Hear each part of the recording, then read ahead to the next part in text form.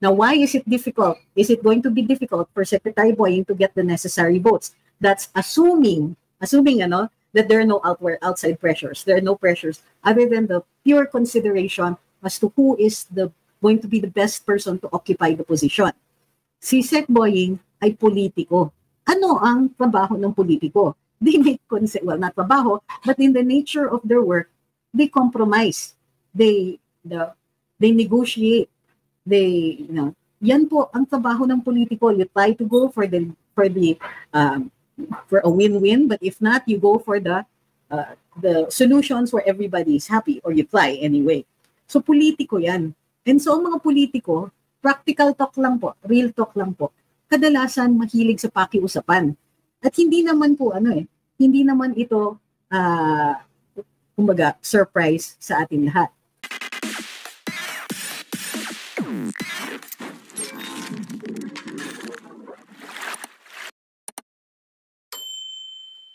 Lumalabas na that si Secretary Boying Remulla ng Department of Justice ay very openly sinasabi na siya po ay gunning or nag-aspire siya for the position of Ombudsman dahil magre-retire na po si Ombudsman Samuel Martires ng July 27 this year.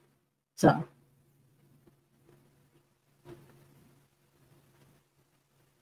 yun. May issues lang tungkol dito. So there are two issues that we can see with the Secretary of Justice aspiring. First of all, who is the Secretary of Justice? Jesus Crispin Remulla, before he became DOJ Secretary, was a politician, or still is a politician, and in fact was heavily or deeply involved in local politics in his home province of Cavite. His family holds a lot of power locally, and many of the positions are held by immediate and extended family members. Why is this a possible, not a bar, but might weigh against Secretary Boying's approval, or he might not get the votes needed in the Judicial and Bar Council.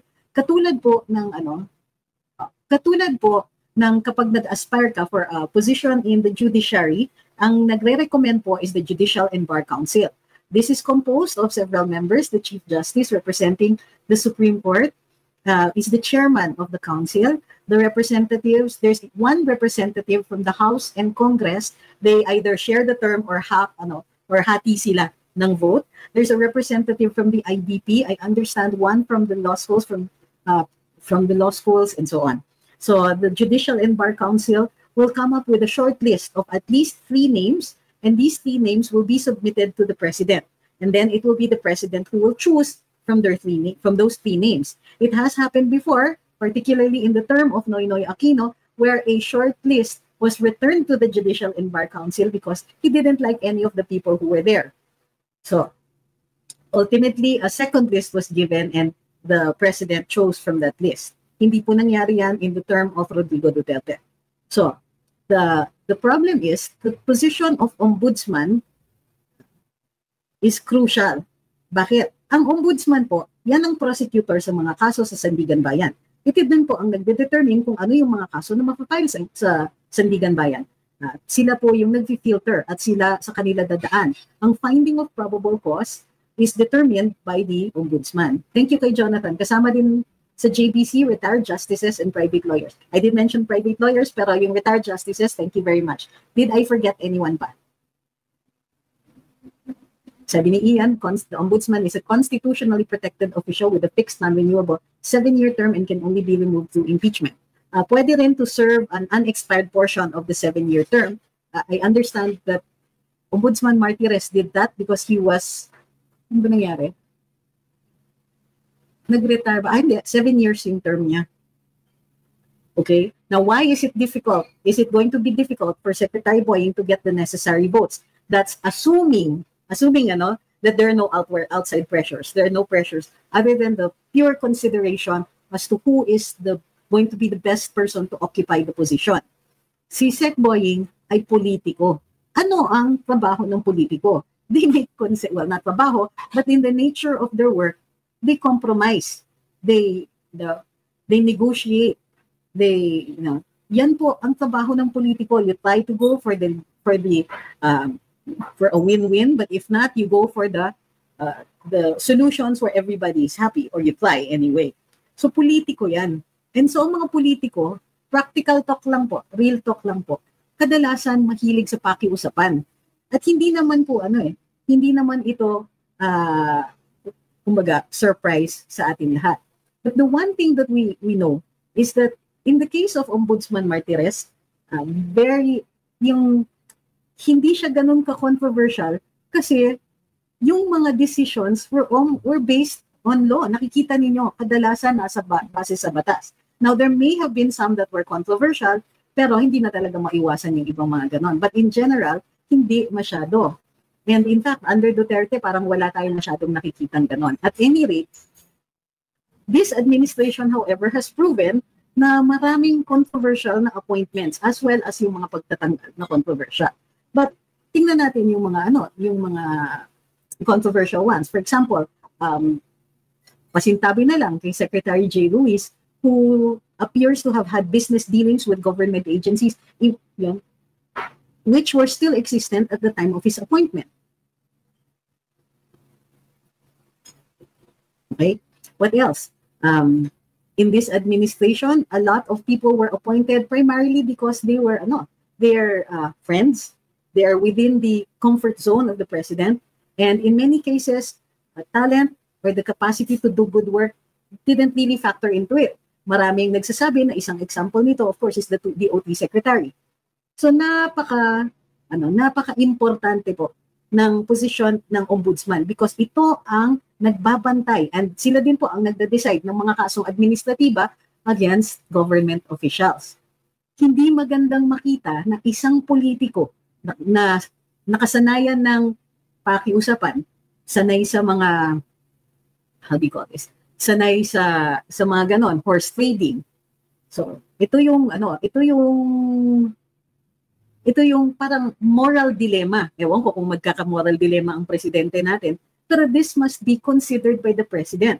Hindi natin, kumbaga nakikita natin na isa sa nire-relyan na sinasandalan ng presidente and whoever is behind him, puppeting or pulling the strings of the other officials, particularly officials related to law. Okay? Nakikita natin na sinasandalan talaga si Sec Boying. And so, kung gusto niya ng ombudsman, or kung ang presidente ay gusto niya, nakokontrol niya kung sino man yung magiging ombudsman, then makikita natin na politically talagang ahead si Secretary Boying. But there are things going against him, aside from the fact na politiko siya. Naalala nyo, nag-file ng kaso or ni-refer ni Senator Amy Marcos yung mga kaso pertaining dun sa pagkuha PPRD at illegal na pag-transport sa kanya sa Hague. So, naalala nyo yon? Kasama po si Secretary Boying Remulla dyan. Kasama siya doon sa isang kinasuhan, bunga ng pinadalang rekomendasyon ng Senate Committee on Foreign Relations. So, yung mga included doon sa reklamo, General Torre, and I understand Secretary, the other Remulla, and other officials, including the Secretary of Justice, and particularly the Secretary of Justice, as well as one ambassador, may existent case sila sa ombudsman. What does this mean? Kapag kasi ikaw ay appoint to a position that is akin to a judicial position, like the ombudsman, mga ganyan, or justice of the Court of Appeals or justice of the Supreme Court or even judge, kailangan may clearance ka from the office of the ombudsman. So, sa ngayon may kaso si Sec Boying. Ito yung nakakakaba. Ano kaya ang mangyayari kapag hindi siya ma-clear? Sabi ni Ramicel, tagal na po ng usad case about dyan. What do you mean? Yung kaso sa ombudsman, actually ang bilis. Nagagalit nga yung mga kongresista kasi ang bilis nila gumalaw. From the moment na pumasok yon, yung complaint, nagpasagot na kaagad si Ombudsman Martires doon sa mga respondents o yung mga taong nirereklamo. Okay? So bago tayo magpatuloy, huwag po natin kakalimutan like, share, follow, and subscribe. Pilitin ko po bago tayo magpatuloy, like, share, follow, and subscribe. Para dito sa mga nasa TikTok, huwag po kakalimutan, mayroon po tayong mga gift goals. Usually, kapag na-comply yung gift goals, either nag-i-extend tayo just for TikTok or magkakaraoke nights, depending kung ano yung gusto ng mga maiiwan at that time. Okay? So, pabalikan natin. So, hindi ko, who are the current members of the JBC, baka mga tao daw ni Araneta, Marcos, and ibang members. Well, the Supreme Court, the chairman is the Supreme Court Chief Justice, who is Alex Esmundo, Chief Justice Alex Esmundo. So yun po, hindi po tao nila yon. Alam mo, DPDA, kung inagahan mo lang yung yung pagdating mo, kaka-explain ko lang po. Yung pong sinampa ni Amy, ano nang balita? So, ang daming question mark, galit na galit, angry yung tanong. So, sir, i-assume ko muna na sir kasi hindi ko nakikita yung gender nyo. Kaka-explain ko lang. Di ba right away, ang ombudsman ay nagpadala ng notice doon sa mga respondents para sumagot doon sa reklamo. At matapos niyan ay gagawan ng resolution, which means that there is a possibility pa nga na ito ay ma-file sa Sandigan Bayan. So, tanong lang, ba't po kayo galit? Gusto ko malaman kasi parang sinasabi ninyo hindi gumagalaw si ombudsman. Samantalang nagreklamo pa nga si Secretary Boying na bakit daw sila pina-explain. So, sana maliwanagan ako. Okay. Tingnan natin kung sino ang current members.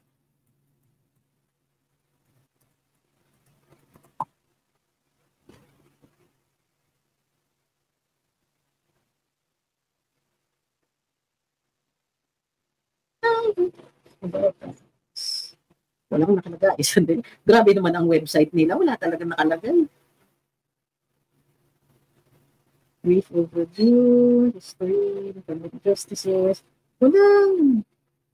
Hindi yata nakikita.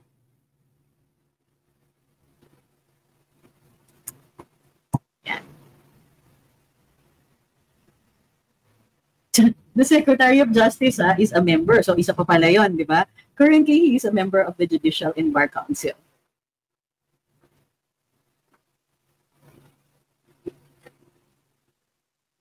Sabi ni Fred, hindi kaya dapat po amyandahan na yung batas sa pag-appoint ng DOJ secretary, dapat abogado at isama sa national elections. Ay, hindi po. Hindi talaga pwede yan. Kasi that's the official family. These are the alter egos of the president. The Constitution really states na presidential appointments yung mga yan. Kasi these are the people na tinatalaga ng Pangulo to do particular tasking. It is the president's sole prerogative talaga na mag-appoint ng kanyang gabinete. Cabinet po yan. So, please, ang napansin ko, some people still get confused and they think that the DOJ is part of the court. It's not part of the court, ha? Ang court, yung judiciary, yan yung mga judges and justices. Pero pagka DOJ, that is part of the executive, sila po ang mga prosecutors. With the exception of the Sandigan Bayan side. So doon sa Ombudsman Sandigan Bayan side, ito ay solely for government officials within a certain salary grade. At ang prosecutors doon sa Sandigan Bayan is comes from the ombudsman. So yung ombudsman, similar yung trabaho to that of the DOJ. Meron silang prosecutorial functions. Pero hindi po talaga pwedeng maging nationally elected ang mga position na ito because under the presidential system, these people are tasked to do what the president needs to do for specific departments. So, Department of Justice, Department of Agriculture, and so on.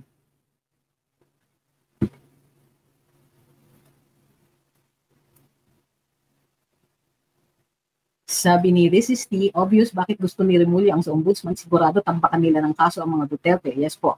Dumadaan ba sa CA ang appointment ng ombudsman? I not sure. I don't think so. Check natin, ha?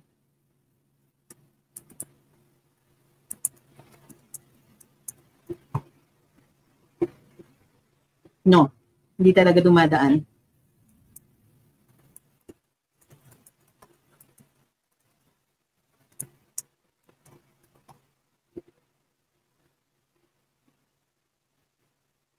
Sabi ni Jonathan, dapat at least former justice or judge ang ombudsman post. Well, maraming dapat, pero that falls within the discretion nga of the president. Sabi ni Case, maybe hindi siya aware sa mga tinatype ni DPDA, kaya maraming question mark. Posible, pwede rin naman. Baka naman nakalabit lang niya. Hindi ko naman siya binan. Hi, Ma'am Marie. Sabi ni Ray, Pag si Remulla ang nasa OMB, delikado ang bayan natin. We need strong evidence sa mga cases and pressure when, not if, he becomes OMB. God intervenes in many ways. So, ang dapat binabantayan ay yung kaso nga nila, yung existing case nila with the ombudsman. Makabiglang magically mawala, di ba? Ian says the ombudsman and his deputies shall be appointed by the president from a list. Kakakwento ko lang. At least 6 nominees daw from the Judicial and Bar Council. Sabi ni Kamarang Magnanakaw, na-miss ko ang live mo, medyo busy sa buhay-buhay. Pa-shoutout po sa SOJ natin na kulang ng brain cells. Hindi naman yata. Okay, correction daw, sabi ni Ian, from at least 6 nominees. Ang problema, parang kukunti ang nag-a-apply. Sabi ni Sharon, how can Remulla be considered? Conflict of interest na naman. Exactly. In fact, currently, he is a member of the Judicial and Bar Council. Sabi ni Liam, okay na yan, so Jesus becomes impeachable. Ngek! Ano sa tingin mo, mas madali ang impeachment kaysa yung ipatanggal lang with public pressure on the president?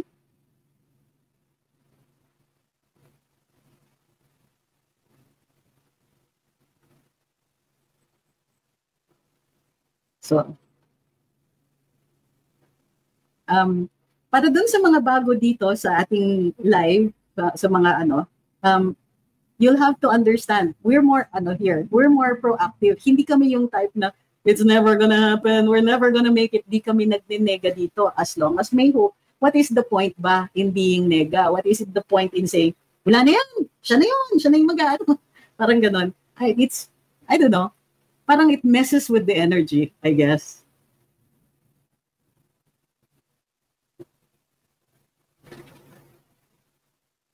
Sabi ni Glory Lee, magandang gabi, watching from Macau.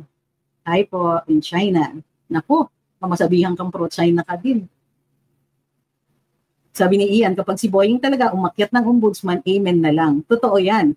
From, ngayon, yung current theory na, na iniisip ng mga tao, kaya gusto ni Sec Boying na siya ang magiging ombudsman because he has been very, very obedient to Malacanang and the triumvirate, kumbaga, in Malacanang. So, very obedient. And so, it won't be a surprise kung gagamitin yung ombudsman to investigate and file cases against the remaining Dutertes who are here. The Vice President, the Vice Mayor of Davao City, Congressman Pulong, Congressman, yung anak ni Kong Pulong, di ba, is also a congressman, and may isang konsehal. So, baka lahat sila, di ba, 100% makakasuhan. Sabi ni Jepoy ako, very true. Sabi ni Kamarang Magnanakaw, pwede po ba kami mag-nominate ng ombudsman? Kasi kung pwede i-nominate, hindi, ina-applyan po yan. Kailangan mag-file ng application. And kapag nag-file ng application, dapat nakakabit na din doon yung clearance from the Office of the Ombudsman in time for the interviews ng mga that will be conducted by the JBC, which I understand is either late July or early August. Ayan, sabi ni Razel's dad, 3 sa anak ni SOJ are governor, congressman, and vice mayor. Red flag na yan para i-consider siya for OMB. Sino dyan yung yung nakasuhan? Ay, sabi ni Eric, sana mag-apply ka for ombudsman. Mas maganda kasi kung galing sa judiciary. Sa totoo lang, tama naman yung yun, mas maganda talaga pag dating judge o dating justice. Kaya nga ideal si Ombudsman Martires, di ba?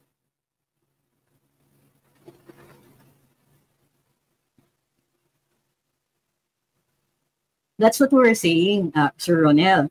You need to have clearance from the Office of the Ombudsman that you have no pending case in order for you to be interviewed by the Judicial and Bar Council after nakilatis na yung application. So yun po yung, kaya nga yun ang dapat binabantayan natin. Kasi baka magically mag-disappear yan, di ba? Yung kunwari, magre-retire si OMB, saka biglang mag-disappear yung kanyang kaso kasi wala nang taga-bantay.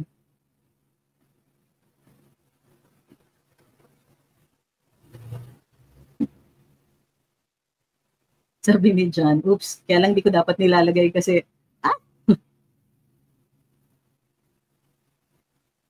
Si Bing Guanzon, di ba siya mag-qualify? Posible naman. Posible siya, oo. As long as she has no pending cases. Kasi otherwise, okay siya, naging COMELEC commissioner, naging COA commissioner. So, okay ang credentials ni Ma'am Bing. Sana nga mag-apply siya, Hi, Byron. Magkano po ba yung libro? Hindi ko alam, sa second edition. At saka depende kung hardbound at saka softbound. But you can contact Kifi Chu, ayan, yan, on Facebook to find out. Uy, kamustahin niyo si Boss Byron nandito sa sa comment section. Kaway-kaway naman dyan. Say hi to Byron. Yes, of course. Ryan is asking, does Jesus have to relinquish his post as SOJ? He will be interviewed by his peers in the JBC. Paano yun? Ayun na nga eh. Actually, ang sinabi yata niya is that he is gunning for the position of OMB and he has designated an OIC, one of the undersecretaries. So parang napaka-confident niya na he might get it, di ba? Bakit ka magtatalaga ng OIC? On leave ka ba? So I think it is possible. Pero kasi, yun na nga, miyembro siya ng JBC, paano siya i-interviewin? Hi daw, Sir Byron, sabi ng mga TikTokers, particularly si Ma'am Nona. Sabi ni Eri, grabe si Boying, nasa DOJ na nga siya, nasa DILG pa, hindi, kapatid niya yung nasa DILG pa, walang hinakot na nila na karma na nga, hindi pa rin natuto from Nagoya, Japan. Sabi ni Libay, hindi ba may conflict of interest? May kaso siya sa ombudsman. Hindi conflict ang tawag doon. Ang conflict of interest actually is nakaupo siya sa JBC. So dapat mag-resign siya, I think. I mean, that's the appropriate one. Or he can be on leave. Ngayon, ang problema is may kaso nga siya sa ombudsman, so he might not be cleared for it.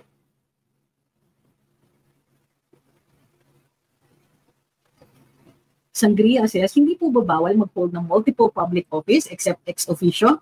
If ever ma-appoint si Boying, parang nakaka-worry na mag-stay siya sa position ng 7 years.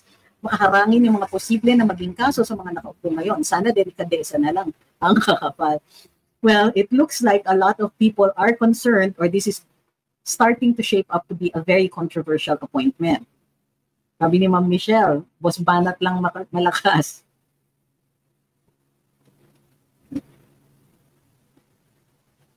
Sabi ni Razels, dahil wala po sa tatlo ang nakasuhan. Baka kung hindi nakasuhan, nakapwesto. Ang mapping nila ng political path sa mga apo na yata, sa dynasty nila, hindi pa ipinapanganak pero may plano na. Una pa kesa ni, wow.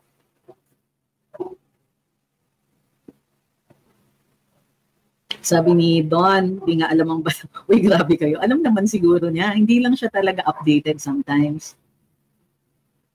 So yun ang natin, yun yung kailangan natin bantayan. Yan, siguro, we should make our feelings known. Kasi hindi talaga maganda na maglagay ng isang politiko sa posisyon ng ombudsman. Isa na yan sa pakiusapan, hindi, paano magiging palakad doon.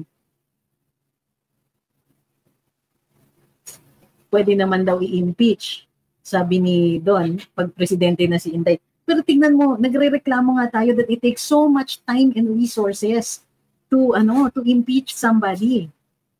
Diba, bakit mo i-appoint yung isang tao na hindi talaga nararapat para dun sa posisyon? Dahil politician siya.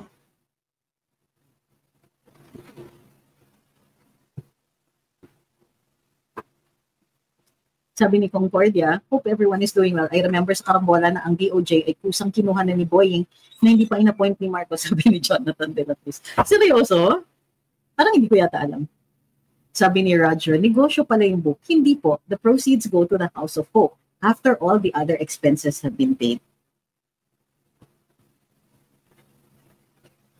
Hi, sabi ni T, pwede ba i-overturn ng president ang desisyon ng JBC just in case hindi qualified si Remulla?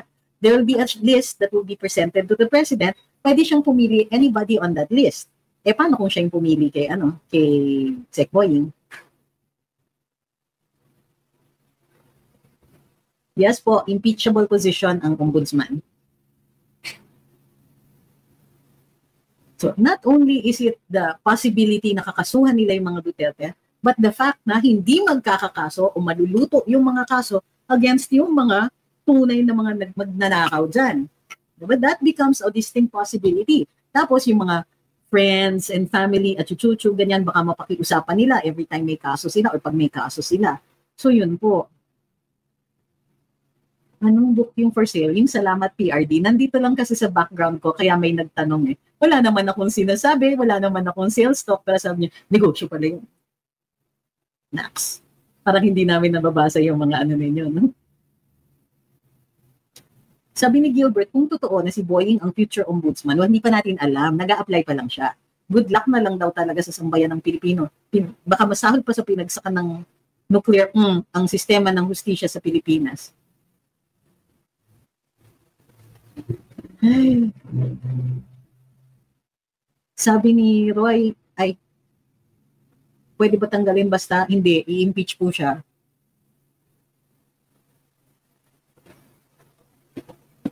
Hindi lang yon, di ba? 7 years ang term ng ombudsman. Since 3 years na lang si Presidente Marcos, aba, may additional pa siya. May career pa siya after BBM.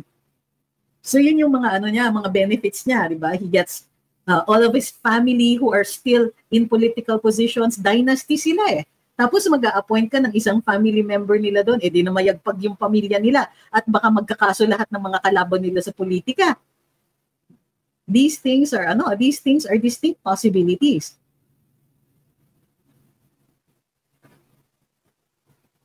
Sabi ni Rain, naku, baka dumami lalo yung mga tanim witness ni H.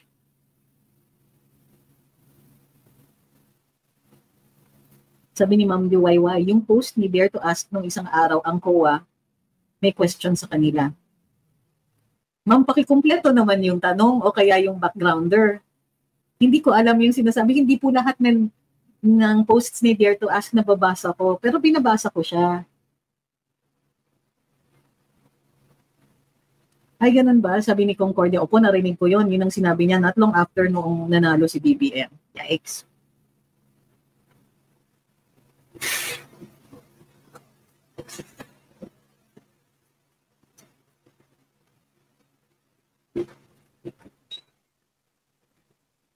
Sabi ni Perlito, hindi na uso sa mga Remulla ang salitang delikadesa. Plano na yan ng Marcos Araneta Romualdo Quick.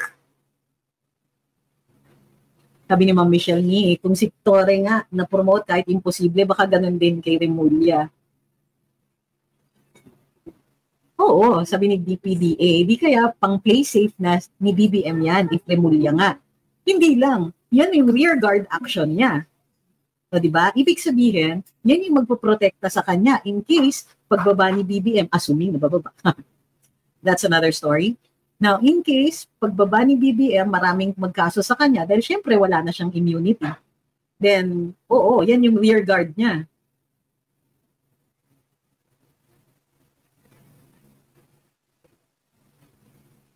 Hi kay Sepen, thank you for the United Heart. Nice.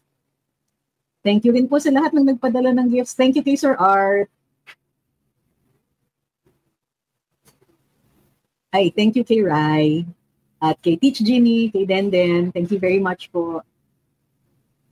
At sa lahat ng nag-follow, Ma'am Aida, thank you po. And kay Pompoko, thank you very much. Uy, dami. Salamat po.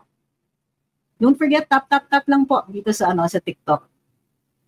So yes po, hindi lang play safe yan. Panigurado yan.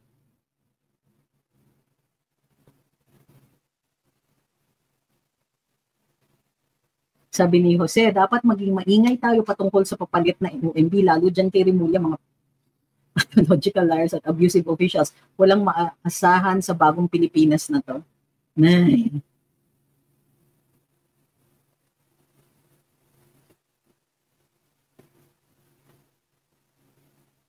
Sabi ni Emerson, if makaupo si Remulla as OMB, ibig sabihin attorney siya mag-investigate kung ma-dismiss impeachment ni BP. Hindi po, walang kinalaman ng OMB sa impeachment. Pero dun sila sa possible na criminal cases pertaining to violations ng Anti-Graft and Corrupt Practices Act. So sila po ang nag-iimbestiga ng mga yan. At sila din po ang nag-filter kung ano yung pwedeng umakyat sa Sandigan Bayan. So, malaki yung possibility na, let's say, ma-dismiss itong impeachment, baka doon naman sila tirahin kasi nga, magiging, ng triumvirate yung mga yan. Magiging targets na. Not just the Dutertes. Yeah. Sabi ni Ian, wala na siyang credibility kasi nakakadismaya na masyado. So ang ano na lang dapat is, kung sino pa yung mga dapat mag-apply, yung mga magagaling na mga judges and justices dyan, sana mag-apply sila. So yun po, hikayatin natin na mag-apply yung mga magagaling dyan.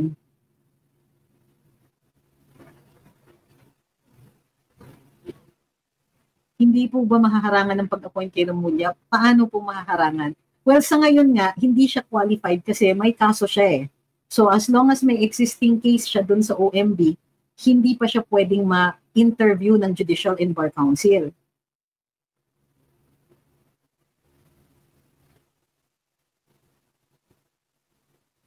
Sabi ni Jonathan, kadiring gobyerno, totoo yan. Parang, di ba, ang gross nila, kadiri talaga the way they're doing it. Palahura talaga. Ma'am Ieda, thank you.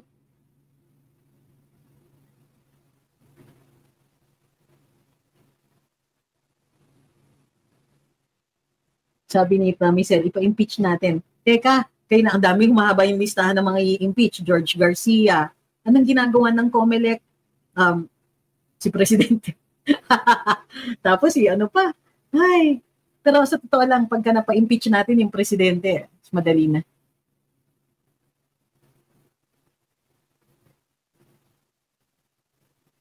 Since walang evidence o sinira ni Remulla, ang evidence saan po? Is this the ICC case? Kasi ang sinasabi niya, pulis ang sumira. Pero ang totoo, wala talagang mga cases na final. Ito po nga ang ang kahinaan ng mga nagpaparatang kay Presidente Duterte. Hindi mga nagsifailan ng kaso, ang sinasabi nila hindi ma-file kasi walang ebidensya. Paano yun? So, walang ang pinapalabas lang ni Sec Boying para para makapag-oppose yung prosecution sa interim release, sinasabi niya na na sinira yung ebidensya at bunga yan ng impluensya pa ni PRD. Gagamitin nila yan para para bahagi o ginagamit nila bahagi doon sa kanilang oposisyon sa interim release niya. Sinasabi rin ni Sec Boying na nasira daw o sinira lahat ng ebidensya kaya hindi sila maka-imbestiga, hindi nila ma-file yung kaso dito. So sinisid nila yung jurisdiction ng ICC. So wala nga pong ebidensya eh. So ang kailangan patunayan nga ni Sec Boying is sinira yung ebidensya na sinasabi niyang nawala or destroyed. Kung di qualified si Remulla kasi may kaso sa ombudsman, hanggang July 27 na lang po si OMB Martires.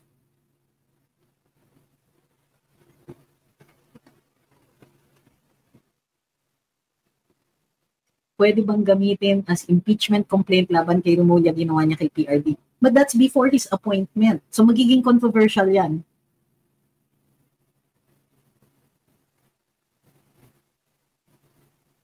Sabi ni Lolit, pwede po siguro si former Sec Guevara mag-apply sana. Pwede rin. Sabi ni This is T, I agree with you panigurado si Remulla sa OMB just in case hindi ma-impeach si VP Sara kakasuhan nila ng patong-patong. Sabi ni Ma'am Josephine, pakapalan lang na mukha, very garapal. Kailangan nga natin ipakita dito sa presidente na to na you're so kadiri naman. Diba? Ang obvious nyo naman. I mean, we get it that they're trying to hedge their bets. They're trying to extend their terms. They want whoever is the next president, they're going to control that. Or for all we know, baka biglaan na lang pagka andyan na si Sec Boying sa ombudsman, lahat ng kalaban nila magkakaroon ng kaso, ipaparalyze nila yung opposition and then mag-people's initiative sila bigla. And then, ayun na, extension na. O, di ba? Tama, sabi ni Jessie, kahit sino naman pwedeng sabihin sinira yung ebidensya. Totoo naman. Sabi ni Leia, how do you have a trial na walang evidence? How did they even determine that the evidence was destroyed? Diba? Kailangan you have evidence that there was evidence and then evidence that the evidence was destroyed. So, wala pang trial na pinag-uusapan. Yung mga but to be fair, malamang yan, yung mga sinusumiti nila din sa ICC ay yung mga hindi dumaan sa PNP. Yung mga direct filing ng mga kaso. Kasi, and remember this, merong nag-leak na parang memorandum from the NBI asking the PNP of a certain area to turn over yung mga cases ng sa war on drugs. Tapos, wala, nahanap ko actually yung tao na nag-request nun. And I got a backstory, but I can't reveal what he said kasi official capacity yan eh. But this is not an isolated incident. Maraming instances where the NBI asked for evidence from the PNP, and marami sa kanila were finding out that there are very, very few cases that were actually filed. Kaya nga, si Attorney Kaufman seems confident about the case of PRD. Kasi nga, hindi dumaan sa, there's no evidence of that kind of a widespread crime. And very few actually even filed cases, assuming na mayroong cases to begin with. At least yun ang sinasabi. Walang mga kaso na naka-file doon sa PNP or even sa preliminary investigation. Maliban lang doon sa iilan, yung Kian case. O, isa yun. So, pero that showed that may hustisya. Diba na-file ng kaso yung mga pulis na nag-unalive kay Kian and they are serving their sentences now. So, it's actually evidence against yung paratang kay PRD na he ordered all of this. Kasi ang evidence nila would be na yung mga nag-unalive ng mga drug users or syndicates ay hindi naparusahan.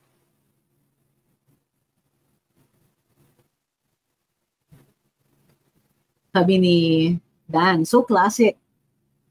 During 90s na pelikula ko lang nakikita yung mga ganyang siraan ng evidence eh.